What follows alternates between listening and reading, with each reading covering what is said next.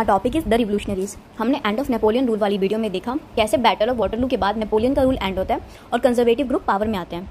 ये जो conservative group थे ये मोनार्की को प्रीच करते थे एंड देवर अगेंस्ट डेमोक्रेसी, जिसके कारण यूरोप में रिवोल्यूशनरीज का राइज होता है। ये जो रिवोल्यूशनरीज थे इन्होंने सीक्रेट ग्रुप बनाया। इन रिवोल्यूशनरी में पॉपुलर लीडर थे Giuseppe Mazzini. He was Italian revolutionary born at Genoa. इन्होंने दो ऑर्गेनाइजेशंस बनाई, first was young Italy and another was young Europe. जो गाइज़ेपे मज़ीनी थे ये मोनार्की के अगेंस्ट थे और डेमोक्रेटिक रिपब्लिक इस्टेब्लिश करना चाहते थे, जिसके कारण कंजर्वेटिव इनसे डरते थे।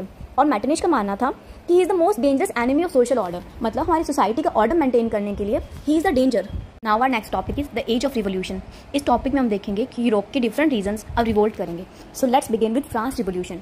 जुलाई 1830 में फ्रांस में रिवोल्ट होता है और जो लिबरल्स थे वो बोर्बन डायनेस्टी को हटा देते हैं और कॉन्स्टिट्यूशनल मोनार्की इस्टेब्लिश कर देते हैं। तो Louis Philippe became the constitutional monarch of France.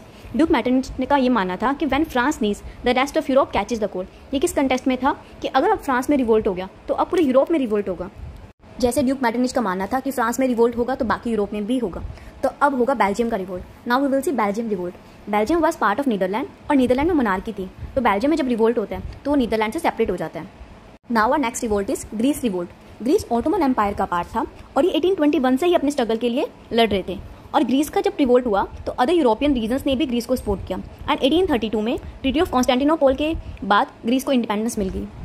और लॉर्ड बायरन जो कि इंग्लिश पोएट थे but he played an active role in Greece war.